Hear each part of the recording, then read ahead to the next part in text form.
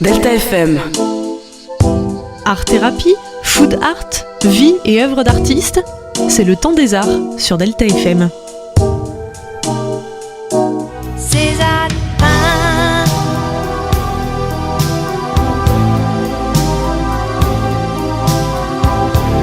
laisse s'accomplir la magie de ses mains. Toutes les semaines, désormais, on vous propose un petit rendez-vous artistique avec des petites recettes à faire, du food art, on a aussi des petits ateliers qu'on vous propose, de l'art-thérapie, et on s'intéresse aussi à la vie d'un artiste. En l'occurrence, il s'agit de Dali, durant quelques temps, et c'est Isabelle, artiste, professeure d'art plastique et art-thérapeute qui nous propose tout ça. Bonjour. Bonjour Mélanie, bonjour chers auditeurs. Alors, Dali... Mais c'était qui Dali ? Parce qu'en fait, on le connaît par quelques peintures, voire beaucoup de peintures, mais c'était qui l'homme ?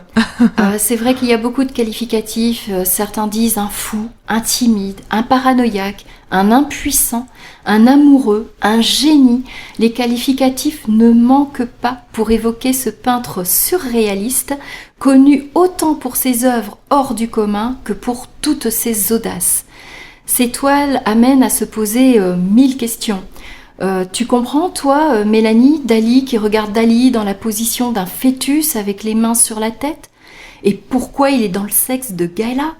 Et pourquoi le poisson? Pourquoi le couple de l'Angélus, de Millet et un rhinocéros? Et pourquoi dans ce rhinocéros, la femme à la tête de Gala avec le corps d'une menthe religieuse et la sauterelle sur son épaule? Il y a énormément de questions qu'on peut se poser, tellement. Alors on essaye de partir un peu à la découverte de ce peintre et de cet homme hors norme. Ah, tout à fait. Alors, le 11 mai 1904, Salvatore Dali voit le jour, 9 mois après la mort de son frère, parti très jeune, à l'âge de 1 an et 9 mois. Salvatore Dali, oui, vous avez bien entendu, le même prénom que son frère décédé. Un bien étrange cadeau de la part des parents, vous allez me dire. Salvatore luttera toute sa vie pour prouver à lui-même son existence. Avec le prénom d'un frère mort, chacun fait comme il peut. Son enfance est parsemée d'exemples de sa nécessité d'être. Ainsi, un soir, ses parents avaient invité ses amis dans leur salon. Tous parlaient d'une comète passant à proximité de la Terre, un grand événement. La nuit venue, ils grimpèrent sur la terrasse pour essayer de l'apercevoir. Mais le petit Dali avait très peur. Il voit sa jeune sœur, Maria, 3 ans, jouer à 4 pattes dans le couloir. Dali hésite un instant, puis lui assène un violent coup de pied dans la tête. Dans l'exaltation de son geste, plein de joie, il monte les escaliers. Mais son père l'a vu et le punit en l'enfermant dans son bureau jusqu'au dîner. Dali n'a pas vu la comète. D'ailleurs, cette punition, c'est un des pires souvenirs de sa vie. Ah mais complètement, il en a perdu la voix pendant des mois. Il n'en parlait plus. Et comme ses parents eurent très peur, Salvatore en profita. Ce coup de pied ne signifiait pas qu'il n'aimait pas sa sœur. D'ailleurs, après quelque temps, un médecin vint à la maison pour percer les oreilles de la petite fille, et les parents la voulaient coquette et souhaitaient lui faire porter des petites boucles d'oreilles. Dali trouve alors cette pratique horrible et veut l'empêcher à tout prix. Il fait alors irruption dans la chambre de sa sœur, une grosse brosse en bois dans les mains, et il frappe le docteur en plein visage. À partir de ce jour, tomber malade pour Dali est synonyme de bonheur. Rien que pour voir le visage de ce vieil homme qui l'avait humilié se pencher sur lui pour prendre soin de lui. C'est l'enfance d'un fou, certains diront, mais d'un fou qui n'est pas fou. Il aimait d'ailleurs le répéter. Il était fou de vie, ça oui. Une vie consacrée à l'oubli de son frère que lui n'a jamais oublié. Car en vérité, Salvatore ne s'appelait pas Salvatore en mémoire de son frère décédé, mais par tradition. En Espagne, le père nommait le fils comme lui. Il en était ainsi. Mais Dali estimait que son frère mort était un indépassable modèle de perfection. Et d'ailleurs, chose un petit peu qui peut paraître un peu étrange, Dali était sûr d'avoir des souvenirs intra-utérins. Ah oui, tout à fait. Il voyait un paradis tout en couleurs chaudes, un univers mou, immobile, symétrique et gluant. 2 œufs sur le plat, mais sans le plat. Il a essayé de peindre d'ailleurs ce souvenir.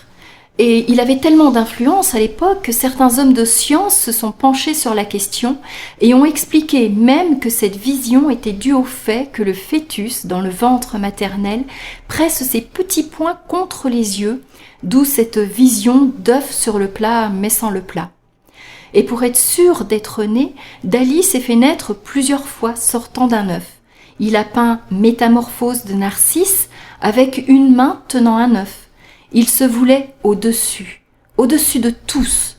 Pourtant, quand il a peint l'Angélus de Jean-François Millet, il savait au fond de lui sur qui se penchait le couple de paysans qui se recueillaient. Son petit frère était omniprésent dans tout ce qu'il faisait. Il a réalisé 80 versions différentes de l'Angélus. C'est énorme, c'est incroyable. Vos 2 paysans, là, ils ne prient pas parce que c'est l'heure de prier comme tous les jours. Ils prient parce qu'ils viennent d'enterrer leur enfant mort. En tout cas, Dali affirmait cela haut et fort.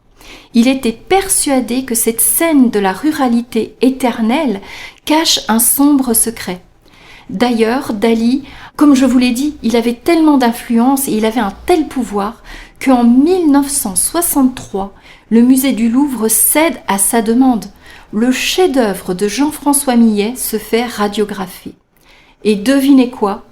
Eh bien, Dali avait raison, en tout cas sur un point.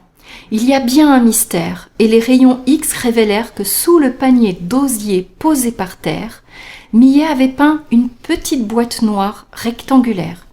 S'agissait-il d'un cercueil ? Ça, nul ne le sait, le mystère persistera.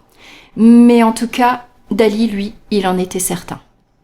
Et on vous met donc le tableau en photo, en image, sur le site de Delta FM, l'Angélus de Jean-François Millet. Et puis un exemple parmi tant d'autres, on n'a pas pu mettre les 80, mais on vous mettra un exemple donc d'une de ces reprises, d'une de ces versions de l'Angélus par Dali.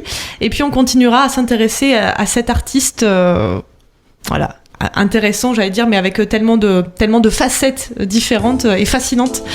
Donc on continuera à aborder tout ça un petit peu avec vous, Isabelle. À bientôt. Tout à fait, à bientôt. Et comme un bateau porté par sa voile, doucement le pinceau glisse sur la toile.